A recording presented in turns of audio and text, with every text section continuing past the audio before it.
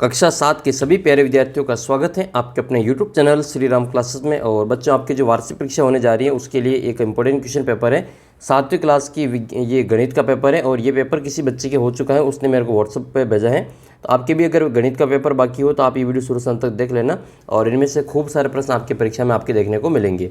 इसके अलावा आपके पास भी कोई पेपर हो, आपके जो पेपर हो चुका है, तो उसका फोटो खींचकर साफ PDF बनाकर मुझे इस नंबर पर भेज देना, मैं उसका वीडियो सॉल्यूशन आपको भेज दूंगा। आपके पास भी कोई पेपर सोल्व करवाना हो तो आप मुझे इस नंबर पे भेज सकते हैं, मैं उसका वीडियो बनाकर आपके अपलोड कर दूंगा। आइए बच्चों, इस वीडियो को शुरू करते हैं और 7वीं क्लास की गणित का जो पेपर है उसको सोल्व करते हैं। पहला प्रश्न आपके सामने है कि 2 की घात 0 का मान कितना होता है। तो बच्चों, किसी भी संख्या की घात 0 है, ठीक है, 0 को छोड़ के, तो सभी का जो मान है वो हमेशा 1 ही होता है, ठीक है। तो इसका उत्तर हमेशा कितना आएगा? 1 आएगा। तो किसी भी संख्या की घात 0 है तो उसका उत्तर हमेशा 1 आता है। p की घात 0 है तो उसका उत्तर 1 आएगा। चाहे 100 की घात 0 है तो भी इसका उत्तर 1 आएगा। कुल मिला के 0 को छोड़ के किसी भी संख्या की अगर घात 0 है तो उसका उत्तर हमेशा 1 आता है। याद कर लेना इसको अच्छे से। अगला प्रश्न है कि त्रिभुज के 2 कोणों का योग मान जो दे रखा है 65 डिग्री और 15 डिग्री। तो त्रिभुज का तीसरा कोण कितने का होगा? आपको पता होगा कि त्रिभुज के 3 कोण होते हैं और तीनों कोणों की जोड़ जो होती हैं वो आपके 180 डिग्री होती हैं। कितनी होती हैं? 180 डिग्री। अब 2 कोण तो दे रखे हैं, अब तीसरा कोण ज्ञात करना है। तो हम इसको मान लेते हैं ये A है, ये B है और ये C हमें ज्ञात करना है। तो हम क्या करेंगे? तीनों की जोड़ करेंगे, A की, B की और C की, तीनों की जोड़ करेंगे, जो कितना आएगा आपके 180 आना चाहिए। तो A का मान तो 65 दे रखा है, यहाँ 65 लिख लेंगे। B का मान 15 दे रखा है तो यहाँ 15 लिख लेंगे। C का मान हमें नहीं पता है, C का मान हम C ही लिख लेंगे क्योंकि C का मान तो हमें ज्ञात करना है। और इन तीनों की जोड़ कितनी आएगी? 180 डिग्री के बराबर आएगी। अब क्या करना है? इन दोनों की जोड़ कर ली ने। 65 और 15 कितने हो जाएंगे? तो ये हो जाएगा आपके 80। कितना हो जाएगा? 80 डिग्री हो जाएगा। तो 65 और 15, ये इसमें जो 70 और 10 80, तो ये हो जाएगा आपका 80 प्लस C और बराबर में आएगा आपका 180। अब आपको C का मान ज्ञात करना है तो इस 80 को यहाँ से हटाएंगे, प्लस का 80 उधर जाएगा तो माइनस का रह जाएगा। तो आपका जो C का मान है वो कितना आएगा? 180 माइनस 80। तो 180 में से 80 को घटाओ, कितने बचेंगे? 100 बचेंगे। तो इसका जो फाइनल उत्तर है बच्चों कितना आएगा? तीसरा कोण वो आपके 100 डिग्री आएगा। समकोण का मान कितना होता है? तो 90 डिग्री होता है। याद कर लेना, समकोण का मान 90 डिग्री होता है। जैसे त्रिभुज के तीनों कोणों की जोड़ 180 डिग्री होती है, वैसे ही आपको कमेंट करके बताना है कि चतुर्भुज के चारों कोणों की जोड़ कितनी होती है। चाहे आयत हो, वर्ग हो, इनके चारों कोणों की जोड़ कितना डिग्री होती है, कमेंट करके बताना है। नेक्स्ट क्वेश्चन की ओर बढ़ते। क्वेश्चन नंबर आपका दूसरा तो हो गया। तीसरा प्रश्न देखते हैं। 4/3 और -3 2/3 का योगफल कितना होगा? तो इनकी जोड़ के रूप में लिखेंगे। ये 4/3 प्लस माइनस के 2/3, तो ये प्लस माइनस माइनस हो जाएगा। तो ये 4/3 वैसे वैसे आएगा, -2/3 हो जाएगा। अब नीचे ये 3 समान है तो उसको डायरेक्टली लिखेंगे नीचे 3, और जब नीचे ये संख्या बराबर होती है ना एक जैसी, तो ऊपर वाले को वैसे वैसे लिख लेते हैं। तो 4 - 2 लिख लेंगे। 4 में से 2 जाएगा तो 2 बचेगा और बटे में 3 के 3 ही आएंगे। 2/3 इसका उत्तर आएगा, जो कि आपके C वाले उत्तर में दे रखा है। तो इसका उत्तर कितना लिखेंगे? C लिखेंगे। और आपके लिए एक विशेष खबर है कि आप जो कक्षा 8 के विद्यार्थी बन जाएंगे थोड़े दिन में, क्योंकि अब आपकी वार्षिक परीक्षा हो रही है। इस परीक्षा के समाप्त होते ही आप जो 8वीं बोर्ड के विद्यार्थी कहलाएंगे। तो 8वीं बोर्ड में जब आएंगे तो आपकी एक परीक्षा होती है NMMS का पेपर। NMMS का पेपर होता है। और बच्चों, इस परीक्षा को जो विद्यार्थी पास कर लेता है उसके जो 48,000 रुपये मिलते हैं, उसको कितने मिलते हैं? 48,000 रुपये मिलते हैं। और इस परीक्षा की मैं आपको पूरी यहाँ पे तैयारी करवाने वाला हूँ। इस परीक्षा को 8वीं वाले बच्चे ही दे सकते हैं, और इसमें आपके जो 7वीं क्लास और 8वीं क्लास के प्रश्न पूछे जाते हैं। अभी जो आप याद कर रहे हैं उनको, और 8वीं क्लास में जो आप पढ़ेंगे उनके प्रश्न आते हैं, और उसकी मैं आपको पूरी तैयारी यहाँ पे करवाऊँगा।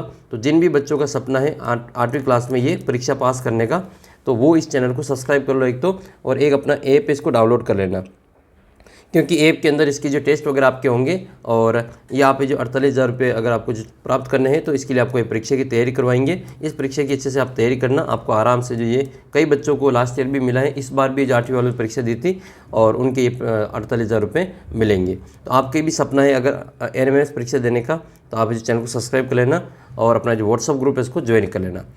आप में से किस किस बच्चे का सपना है कि आपको जी NMMS परीक्षा में 48,000 रुपये मिले, कमेंट करके ज़रूर बताना। देखिए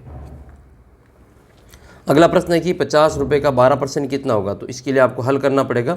यहाँ पे लिखेंगे 50 का की जगह पे आ जाएगा इंटू, और 12% की जगह पे क्या आ जाएगा, बट्टे में आ जाएगा 100। यहाँ पे हम काट देंगे इसको, ये देखो 0 से 0 कट जाएगा, और ये या 50 के पारे से 100 दो बार कट जाएगा, 5 एकम 5, 5 दूनी 10, दो बार कट जाएगा। अब 2 के पारे से 12 कटेंगे, 6 बार कट जाएगा। तो उत्तर कितना आएगा आपके, 6 उत्तर आ जाएगा। तो कितना होता है 50 रुपये का 12% 6 रुपये होता है। एक प्रश्न आपके लिए कमेंट करना है, इसका उत्तर आपको कि 40 का 50% कितना होगा, कमेंट करके बताना। देखिए 40 का 50% कितना होता है। अगले प्रश्न की ओर बढ़ते हैं। एक त्रिभुज में कितने कोण होते हैं। तो त्रिभुज देखो नाम से पता चला है, त्रिभुज 3 भुजाओं से घिरी हुई बंद आकृति को त्रिभुज कहते हैं। इसके 3 तो भुजाएं होती हैं, इसके 3 कोण होते हैं, जितने कोण होंगे उतनी भुजा होती हैं। तो ए, बी और सी एक त्रिभुज है जिसके 3 कोण होंगे, जिसकी 3 भुजाएं होती हैं। तो इसका उत्तर कितना करना है, 3 करना है। त्रिभुज के तीनों कोणों की जोड़ कितनी होती है, कमेंट करके आपको बताना है। ठीक है, त्रिभुज की तीनों कोणों की जोड़ कितनी होती हैं। अगला प्रश्न है कि किसमें एक जोड़ने पे माइनस के 92 आ जाएंगे। तो इसका हमें नहीं पता है, तो हम क्या करेंगे, इसको x मान लेंगे। x प्लस 1 और बराबर में माइनस के 92 है, तो प्लस के 1 को इधर ले जाएंगे। तो ये x बराबर कितना हो जाएगा, माइनस का 92 92, और प्लस का 1 आएगा तो माइनस का 1 हो जाएगा। अब दोनों संख्या माइनस के हो गई, माइनस माइनस प्लस होते हैं, तो ये माइनस के 92 माइनस के 1 माइनस का 93 हो जाएगा। तो 93 इसका उत्तर आएगा। इसका उत्तर कितना आएगा, 93 आएगा। माइनस के 93 इसका उत्तर रहेगा। अगला प्रश्न है कि समकोण के सामने वाली भुजा को क्या कहते हैं। समकोण क्या होता है, ऐसा कोण जिसका जो एक कोण 90 डिग्री का हो, उसको हम समकोण कहते हैं। अब समकोण त्रिभुज की बात की जा रही है यहाँ पे। समकोण त्रिभुज ऐसा त्रिभुज जिसका एक कोण 90 डिग्री का हो, उसको समकोण त्रिभुज कहते हैं। तो ये जहाँ पर एल बनता है वहाँ पर समकोण होता है। आप जिस कमरे में बैठे, दीवार और फर्श, दीवार और छत, आपकी जो ताक बनी हुई है वहाँ पर, आपके मोबाइल, आपकी किताबें, जहाँ पर भी एल बन रहा है वहाँ पर जो आपकी जो क्या कहलाता है, उसको 90 डिग्री का कोण बनाता है। तो ये 90 डिग्री का कोण है, यहाँ पे ये 90 डिग्री का कोण है। इसके सामने वाली भुजा जो होती है वो सबसे बड़ी भुजा होती है, और इस सबसे बड़ी भुजा को कर्ण कहा जाता है। क्या कहते हैं इसको कर्ण कहते हैं। तो कर्ण सबसे बड़ी भुजा होती है, इसको क्या कहेंगे, कर्ण कहेंगे। अगला प्रश्न है कि 0.09%, ये कितना हो जाएगा, तो इसका पॉइंट हटा देंगे, तो ये 0.09%, ये कितना, तो परसेंटेज हटाएंगे तो बट्टे में आएगा आपका 100। तो ये कितना हो जाएगा, 1 पॉइंट और हट जाएगा तो 2 0 और लग जाएंगे। ठीक है, तो या फिर इसको डायरेक्ट इसमें हटा दो परसेंटेज, तो ये यही नंबर वापस आ जाएगा। नेक्स्ट है आपके सभी पूर्णांक और भिन्न संख्याएं होती हैं, तो वो आपके सभी पूर्णांक और भिन्न संख्या जो होती हैं वो आपके अपरिमेय संख्या होती हैं। तो इसका उत्तर क्या करना, आपको अपरिमेय संख्या लिखना है। 1 सेंटीमीटर स्क्वायर में कितने मिलीमीटर स्क्वायर होता है। तो 1 सेंटीमीटर स्क्वायर में आपके जो मिलीमीटर की संख्या पूछ रहे, तो 1 सेंटीमीटर में 10 होते हैं, तो सेंटीमीटर स्क्वायर है तो 10 × 10 मिलीमीटर स्क्वायर होगा, क्योंकि 1 सेंटीमीटर बराबर कितना होता है, 10 मिलीमीटर होता है। 1 सेंटीमीटर का स्क्वायर यानी कि सेंटीमीटर इंटू सेंटीमीटर, तो कितना हो जाएगा, 10 × 10 हो जाएगा। आपको कमेंट करके बताना है कि 1 किलोमीटर में कितना मीटर होता है, 1 किलोमीटर में कितना मीटर होता है, और 1 मीटर में कितना सेंटीमीटर होता है, 1 मीटर में कितना सेंटीमीटर होता है। जो मैं प्रश्न पूछ रहा हूँ उसके उत्तर आपको कमेंट करके बताना है। अगला प्रश्न 11वां है, इसको विस्तार रूप में लिखना है। तो इसको विस्तार रूप में लिखेंगे 2 प्लस ये हो जाएगा 0, और बटे में आएगा आपका 00 प्लस 3/10। 1 मिनट, ये तो यहाँ तो आएगा 10 और यहाँ आ जाएगा आपके 100। तो ये आपको इसमें लिख लेना है। नेक्स्ट है फिर आपके 4x + 5 = 65 है, तो x का मान ज्ञात करना है। तो 4x + 5 = 65 है, तो ये 4x बराबर कितना आ जाएगा, ये प्लस के 5 उधर जाएंगे तो माइनस के 5 हो जाएंगे। तो 4x बराबर कितना बचेगा, 60 बचेगा। 65 में से 5 गए तो 60 बचेगा। x का मान ज्ञात करना है, तो ये गुणा वाला इधर आता है तो भाग में चला जाता है, तो 60 बटे कितने आ जाएगा, 4 आ जाएगा। 60 में 4 का भाग 15 बार जाता है, तो इसका उत्तर कितना आएगा, आपके 15 आ जाएगा। अगला प्रश्न है कि एक वर्ताकार बगीचे का व्यास दे रखा है, इसका आपको क्षेत्रफल ज्ञात करना है। तो ये आपको डायमीटर दे रखा है, व्यास, इसके पहले त्रिज्या ज्ञात करनी पड़ेगी आपको। क्या ज्ञात करनी है, त्रिज्या। तो त्रिज्या बराबर क्या हो जाएगा, ये आपकी व्यास 9.8 है, इसका आधा हो जाएगा। तो ये इसका आपको r का मान लिखना है। व्यास का आधी होती है त्रिज्या, और क्षेत्रफल का सूत्र क्या होता है, पाई आर स्क्वायर, पाई का मान लिखेंगे 22/7 इंटू आर का मान कितना है 9.8 और बटे में 2 इंटू 9.8 और बटे में 2, पॉइंट हटा देंगे तो 20 हो जाएगा, पॉइंट हटा देंगे तो 20 हो जाएगा। फिर 7 के पारे से इसको काट देंगे, 7 एकम 7 और 1 और 7 4, तो 14 7 98, 14 बार ये कट जाएगा। और फिर बाकी इसको भी काट देंगे 2 के पारे से, ये 11 बार कटेगा, ये 10 बार कटेगा। 2 के पारे से और काट देंगे, इसको काट देंगे 2 के पारे से, ये 4 और 9 49 बार कट जाएगा और ये आपके 10 बार कट जाएगा। तो बटे में तो आएंगे आपके 10 × 10 100, ऊपर क्या क्या आ रहा है 11 × 14 इंटू आपके आ जाएंगे 10 49, तो 11 × 14 इंटू कितना आ जाएगा 49 और बटे में आएगा आपके 100। इन दोनों को गुणा करेंगे तो कितना आ जाएगा आपके, यह आएगा आपके 154 और इंटू आ जाएगा आपके 49 और बटे में आएगा आपके 100। इन दोनों को गुणा करके फिर 2 संख्या छोड़ के पॉइंट लगा देना, अपना उत्तर आ जाएगा। अगला प्रश्न इन दोनों की जोड़ करनी है, तो जोड़ करनी है तो इसमें तो ये दोनों जुड़ जाएंगे, तो ये 7 और 3 कितने हो जाएंगे 10 हो जाएंगे, 10x और ये प्लस के 11 और माइनस के 5, तो ये घट जाएगा, ये 11 में से 5 जाएगा तो 6 बचेगा, तो प्लस का 6 आएगा। इस प्रकार से आपको इसका आंसर लिखना है।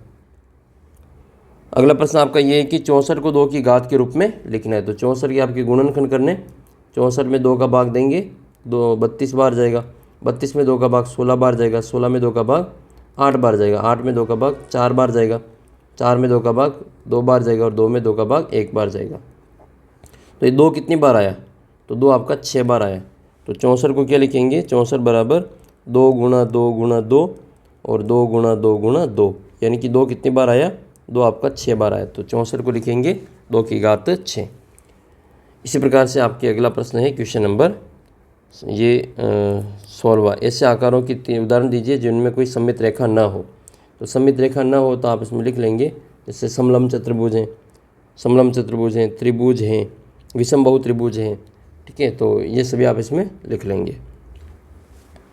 फिर आपको इनको मानक रूप में लिखना है। ये परिधि ज्ञात करनी है, वृत्ताकार तस्त्री की परिधि ज्ञात कीजिए जिसकी त्रिज्या 44 सेंटीमीटर। तो परिधि का जो आपको सूत्र लगाना है, देखो त्रिज्या कितनी देर की, त्रिज्या बराबर दे रखी है आपको r बराबर 14 सेंटीमीटर।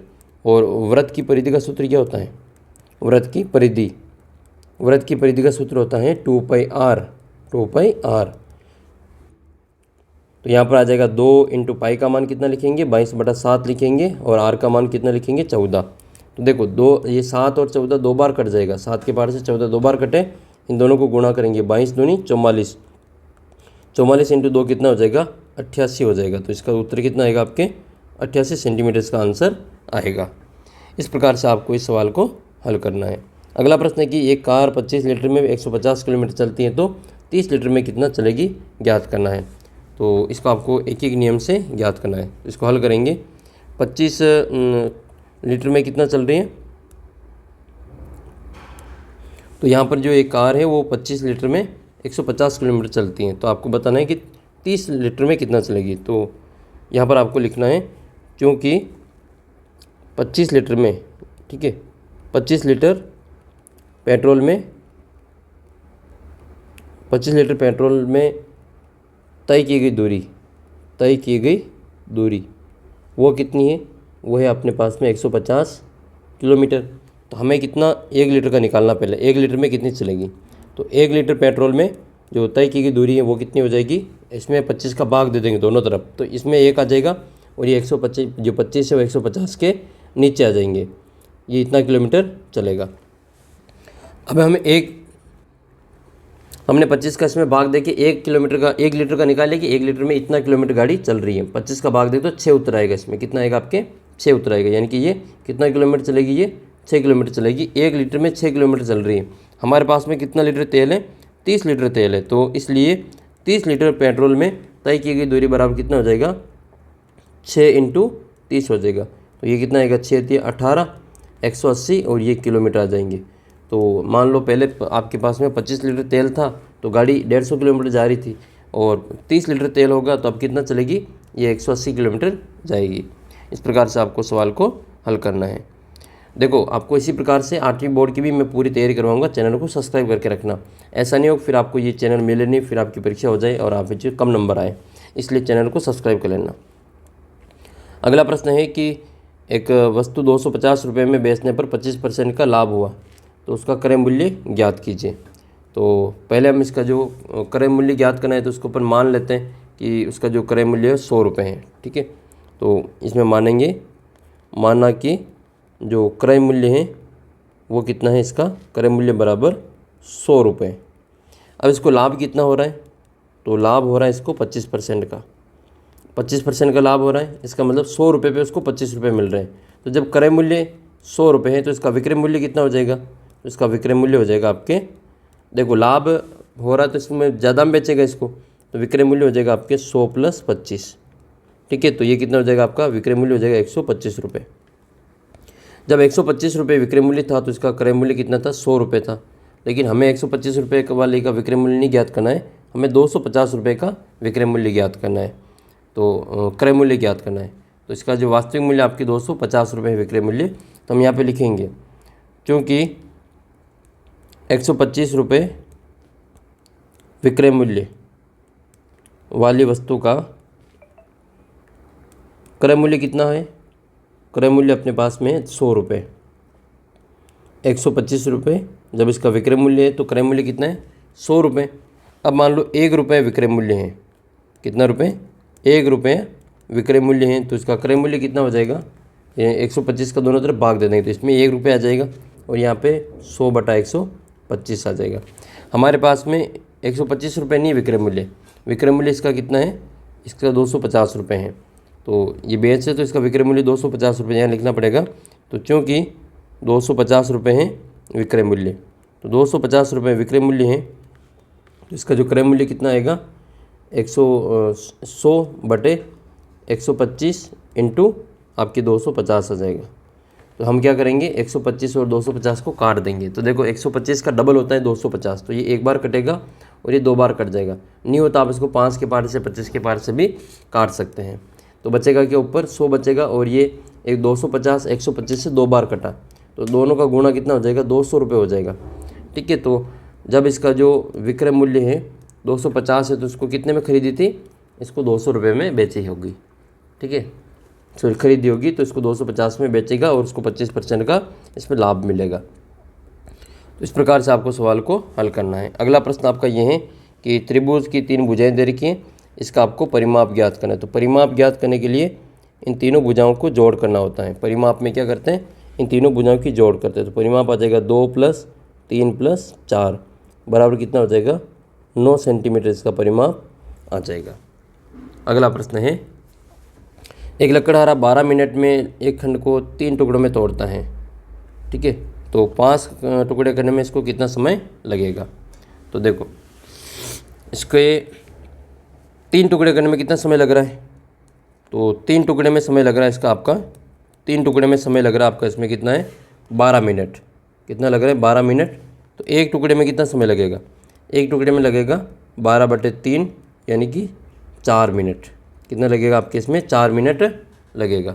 अब हमारे पास में 5 टुकड़े करने, इसको कितने करने, 5 टुकड़े करने। तो 5 टुकड़े में कितना समय लगेगा, तो एक टुकड़े में आपके समय लग रहा है 4 मिनट का। कितना लग रहा है, 4 मिनट का। तो 5 टुकड़े में कितना हो जाएगा, 4 × 5 = 20 मिनट उत्तर आ जाएंगे। कितना आएंगे, 20 मिनट। अगला प्रश्न आपका ये है कि एक संख्या का 1/4 7 से 3 अधिक है। इसको हम हल करेंगे। यहाँ पे एक संख्या मानेंगे x, क्या माननी इसमें, संख्या x माननी।